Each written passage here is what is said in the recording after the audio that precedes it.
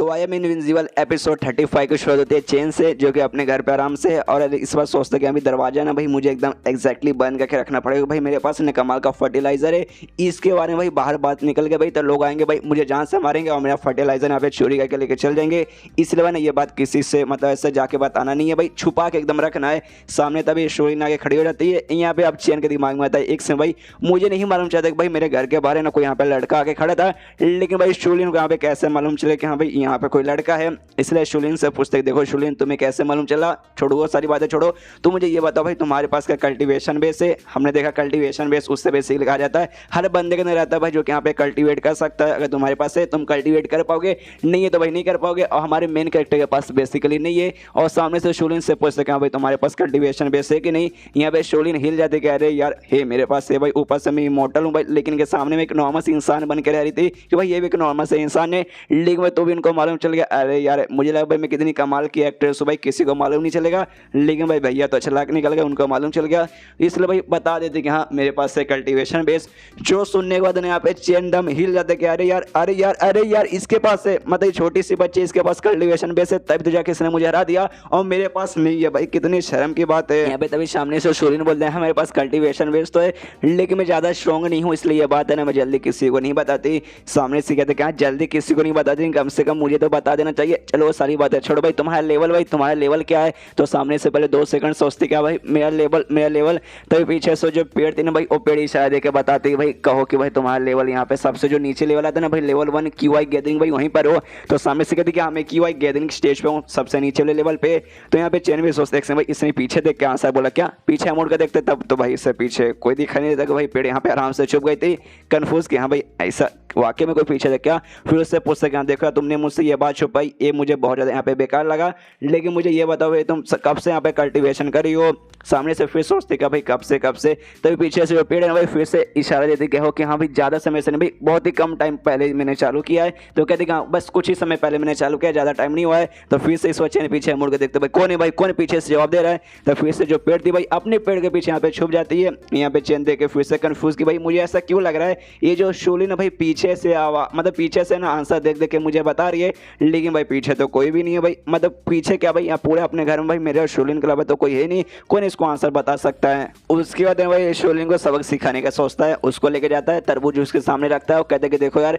तुमने भाई मुझसे ये सारी बातें छुपाई, ये तुमने एकदम गलत किया भाई, तुम्हें मेरे सामने छुपाना नहीं चाहिए। और मालूम नहीं भाई तुम और मुझसे पता नहीं बहुत सारी इंफॉर्मेशन अभी भी तुम छुपा रही होगी, सब कुछ मुझे सच्चाई बता दो वरना तुम्हें तरबूज का एक पीस भाई जिंदगी में कभी खाने को दूंगा नहीं। जिसकी वजह से शूलिन कहते नहीं भैया ऐसा मत कीजिए भाई, मैं आपको बता देती, लेकिन जो पेड़ वाली दीदी ना भाई उन्होंने मुझे मना किया था बताने से, इसलिए भाई मैंने आपको नहीं बताया। जिसकी वजह से चैन हिल जाते क्या भाई पेड़ वाली दीदी भाई मतलब पेड़ भाई इसके साथ कैसे बातचीत कर सकती है। तब उसका दिमाग में आता है हाँ भाई जो मैंने कल्टीवेशन का बुक खरीदा था भाई उस बुक के अंदर ऐसा भी लिखा था कि हाँ भाई बहुत सारे सामान जो कि हजारों साल पहले रहते हैं ना भाई उनके अंदर भाई स्पिरिचुअल विजडम भाई ऐसा जग जाता है जिसके बाद से भाई ना वो लोग इमॉर्टल बन जाते हैं और इंसान का रूप लेकर भाई ना इंसानों के साथ ना बातचीत कर सकते हैं, इंसान जैसे भाई खा पी बोल सकते हैं, यहाँ से वहाँ ना इंसान होते हैं ना 4 पैरों पे जा सकते हैं, ऐसा भी वो कर सकते हैं। तो वाकई में जो पेड़ है भाई क्या ये पेड़ भी ऐसा कर सकती है। देखो मुझे याद आया 5 साल पहले ना भाई सिस्टम ने मुझे यहाँ पे पेड़ दिया था, तो उस समय से लेके अभी तक टोटल 5 साल हो चुके हैं भाई, बीच में मुझे ऐसा कुछ अजीब नहीं लगा था कि हाँ भाई पेड़ बोल सकती है, पेड़ इंसानों का रूप ले सकती है।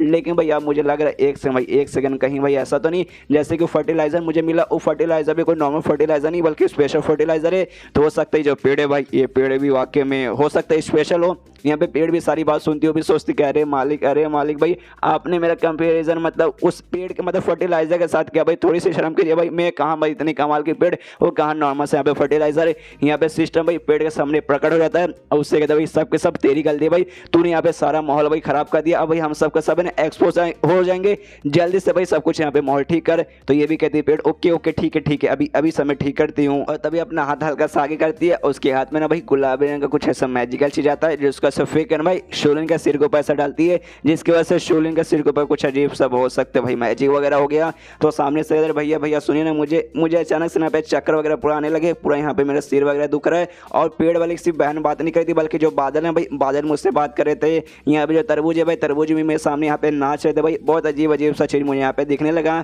यहाँ पे भाई चेनी पूछते क्या भाई ऐसा तुम्हारे क्या हो रहा भाई, जरा रुको भाई मुझे चेक करने दो। उसका सिर है ना यहाँ पे छू कर देखता है, तब देखता है बाप रे इसको तो बहुत तेज यहाँ पे बुखार वगैरह है, तब उसको समझ आता है कि शायद ये जो फर्टिलाइज़र है भाई, फर्टिलाइज़र से जो यहाँ पे तरबूज तैयार हुआ, शायद उसे खाने में देना ये साइड इफेक्ट भी हो सकता है। उसको अपने गोद में उठाता है, कमरे के अंदर ले जाने लगता है, कहता है भाई शांत हो जाओ, शांत हो जाओ भाई, तुम्हें घबराने को जरूरत नहीं, तुम्हारा भाई यहीं पर है, तुम्हें यहाँ पे कुछ भी होने नहीं देगा। और उसके मन में आता है कि हाँ भाई पक्का भाई जो तरबूज खाई होगी उसके बाद से इसका तबीयत यहाँ पे खराब हो गया, तभी जाके भाई ऐसी बहकी बहकी बातें करिए। मे भी क्या क्या सोचने लगा था कि हाँ भाई पेड़ बात कर सकती है, पेड़ इंसान का रूप ले सकती है, ना ना भाई ऐसा थोड़ी ना हुआ होगा। और उसके बाद ना शीश होता है यहाँ पे लॉन्ग पे, जो कि आराम से बैठ के भाई अपना मेडिटेशन का प्रैक्टिस कर रहा है, और तभी नोटिस करता है एक से भाई मुझे ऐसा क्यों लगता है भाई कोई बंदा यहाँ पे मुझ पे अटैक कर रहा है, और वाकई में भाई इसके ऊपर एक अटैक होता है, तो उस अटैक को तो यहाँ पे ये डॉज कर लेता है। और उसके बाद से भाई माँ बहन की गाली देने लगता है कि हाँ भाई साले कौन है भाई, किसने भाई मेरे ऊपर यहाँ पे अटैक किया, भाई सामने आ जा भाई, उसका यहाँ पे मैं पपीता निकाल दूंगा। तभी सामने भाई एक बूढ़ा सा आदमी आता है, और जैसे आता कहते कह रहे यार लॉन्ग भाई कैसा है भाई,